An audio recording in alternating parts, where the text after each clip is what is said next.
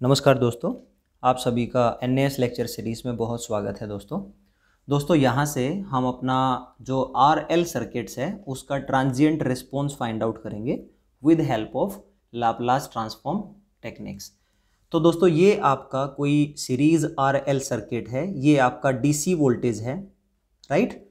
यहाँ आपका दोस्तों स्विचिंग कॉन्फ़िगरेशन है at T is equal to 0। ये आपका रेजिस्टेंस है, ये इंडक्टेंस है और यहाँ से हमारा आई ऑफ टी करंट फ्लो करता है। हमें दोस्तों यही करंट फाइंड आउट करना है।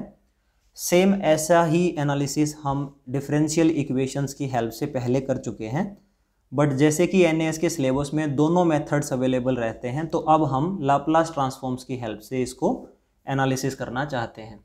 तो दोस्तों यहाँ पे आप ये बताइए, at T is equal to 0 negative आपका जो स्विच है ये ऑफ स्टेट में है, और दोस्तों T is equal to 0 positive जो आपका स्विच है ये आपका ऑन हो जाएगा, राइट।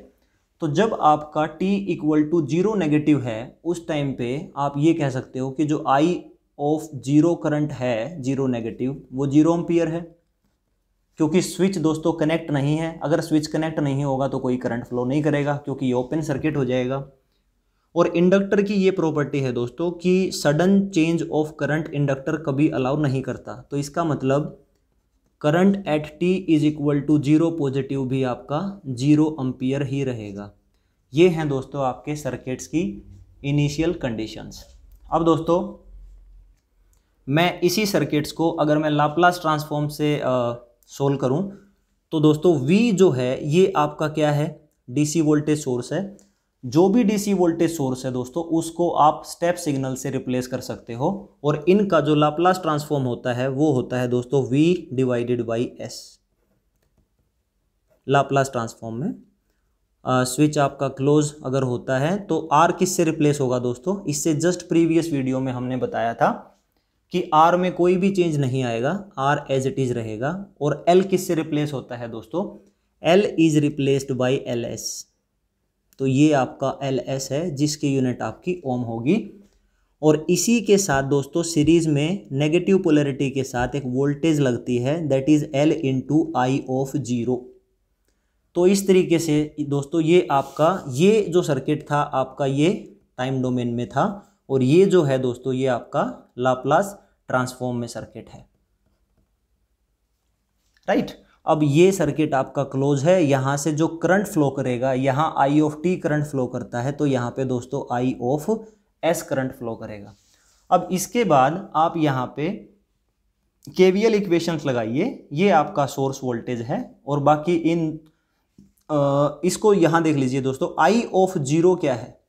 इनिशियल कंडीशंस बिल्कुल क्लियर हैं कि आई ऑफ 0 आपका 0 एम्पियर है। ये आपका वोल्टेज है, ओवरऑल आपका जो वोल्टेज है वो 0 हो जाएगा। इसका मतलब ये जो आपका वोल्टेज है ये आपका शॉर्ट सर्किट्स होगा, क्योंकि शॉर्ट सर्किट्स में आपकी वोल्टेज 0 हो जाती है। तो जो नेट आपका इक्विवेलेंट सर्किट बनेगा लाप्लास ट्रांसफॉर्म का वो कुछ ऐसा बनेगा, V divided by S, this is resistance and this is your L into S, और ये दोस्तों आपका 0 बन चुका है। और यहाँ से दोस्तों आपका I ऑफ S करंट अब फ्लो करेगा। अब इसके बाद आप यहाँ से यहाँ आ जाइए, आप यहाँ पे KVL अप्लाई करेंगे तो आपकी इक्वेशन बनेगी V divided by S that is equal to, यहाँ पे पहला ड्रॉप होगा that is I of S into R plus I of S into LS, ये बनेगा, राइट।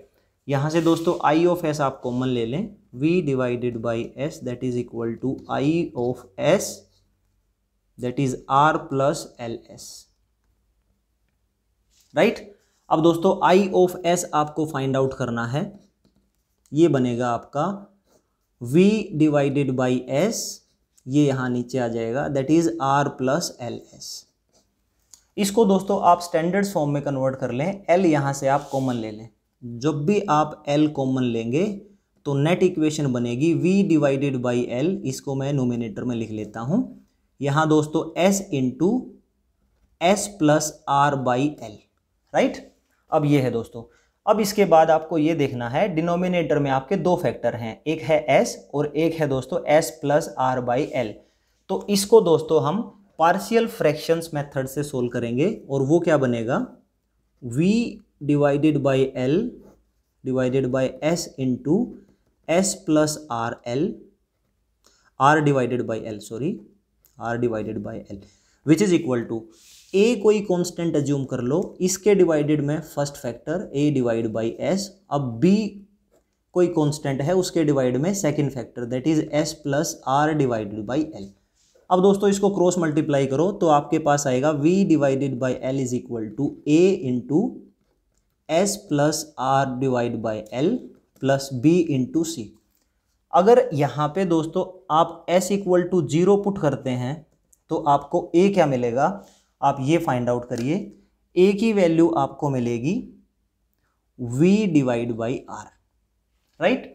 और यहाँ पे दोस्तों अगर आप s minus R divide by L put करते हैं तो वहां से आपका b वैल्यू मिल जाएगा, वो वैल्यू मिलेगा minus v divide by r। तो इसका मतलब दोस्तों a और b की वैल्यू आपकी आ चुकी हैं, वो आप यहाँ पुट कर सकते हो। तो आपका जो I ऑफ s है वो क्या मिला, a divide by s that is v divide by r divide by s minus, क्योंकि यहाँ पे b क्या है दोस्तों आपका नेगेटिव वैल्यूज है, ये बनेगा आपका v divide by r divided by second factor that is s plus r divide by l, right.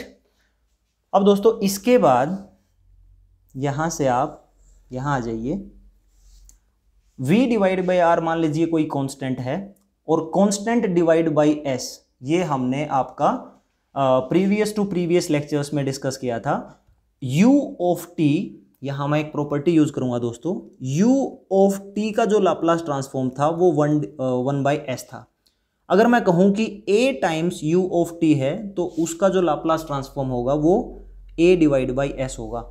यहाँ पे a क्या है दोस्तों, v डिवाइड बाई r, इसका मतलब इसका जो आप इनवर्स लाप्लास ट्रांसफॉर्म लेंगे यानी फ्रीक्वेंसी डोमेन से वापस टाइम डोमेन सिग्नल निकालना चाहेंगे, उसको हम कहते हैं inverse Laplace transform. I of s I of t में रिप्लेस हो जाएगा, v by R by s क्या होगा दोस्तों, v divide by r into U of t, right, minus, अब ये देखो दोस्तों यहाँ पे एक और प्रॉपर्टी में यूज करना चाहूंगा, s plus r by L है, यानी डेफिनेटली अगर मैं ये कहूँ कि e raise to power minus AT multiply with u of t है तो क्या होगा दोस्तों, एक्सपोनेंशियल डिके टर्म्स मल्टीप्लाई होगी तो s आपका s प्लस a के साथ रिप्लेस हो जाएगा।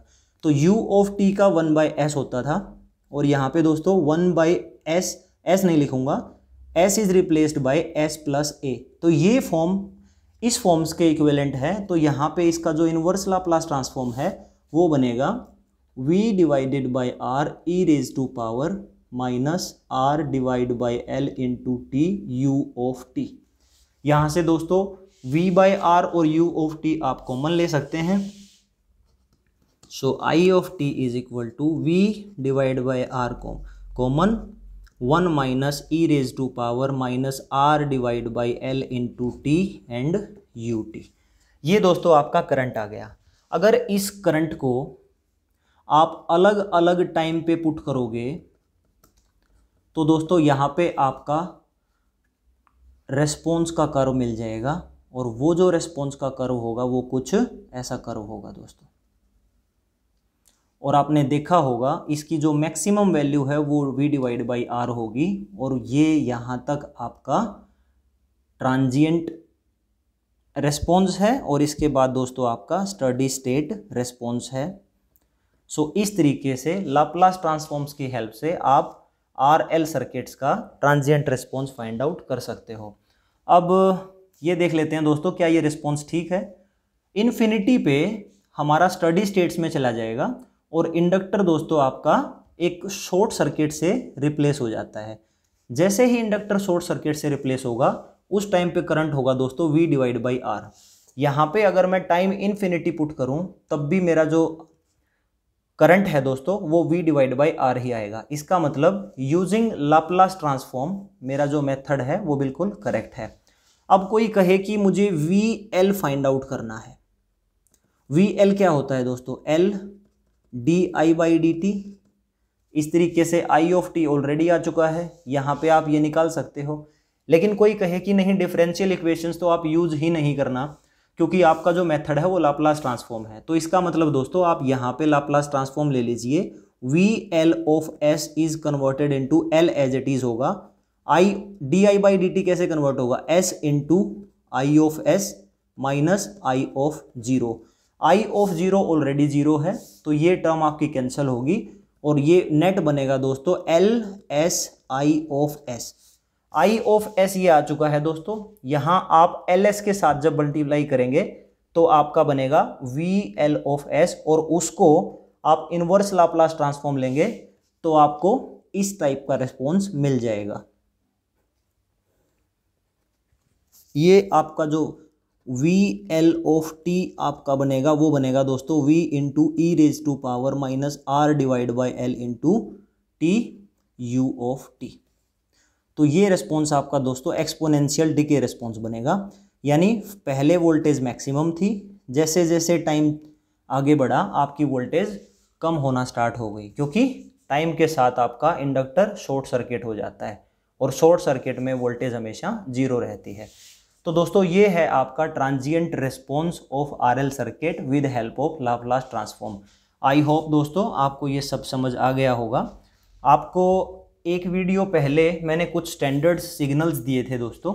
ये स्टैंडर्ड सिग्नल्स इसीलिए दिए थे क्योंकि जब भी आप ट्रांजिएंट रिस्पॉन्स निकालोगे तो इस टाइप की फॉर्म्स आपको जरूर मिलेंगी। You of T that is 1/s, sine omega function हो सकते हैं, कोस ओमेगा टी फंक्शन हो सकते हैं, या इस टाइप के।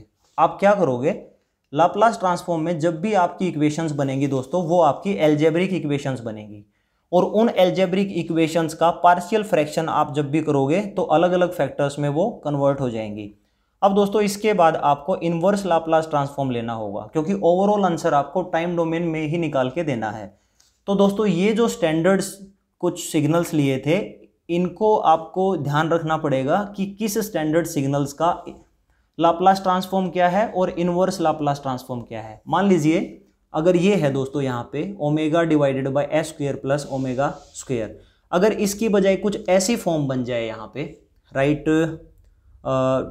2 divided by S square plus 2 का स्क्वायर कितना होता है 4, और आपको अब टाइम रिस्पॉन्स निकालना है तो क्या करना पड़ेगा, इसका आपको इनवर्स लाप्लास ट्रांसफॉर्म लेना पड़ेगा। यानी ये जो है इसका इनवर्स लाप्लास ट्रांसफॉर्म आपका ये होगा, साइन ऑफ फंक्शन होगा, ओमेगा क्या है 2, तो ये लिखोगे आप साइन 2t। जब भी ऐसी फॉर्म बने तो आप साइन 2t लिख सकते हो, उसका इनवर्स लाप्लास ट्रांसफॉर्म, जिससे आपका एग्जैक्ट आंसर टाइम डोमेन्स में आ जाएगा। सो आई होप दोस्तों आपको दी गई सारी इंफॉर्मेशन समझ आ गई होगी। Thank you very much for watching this video.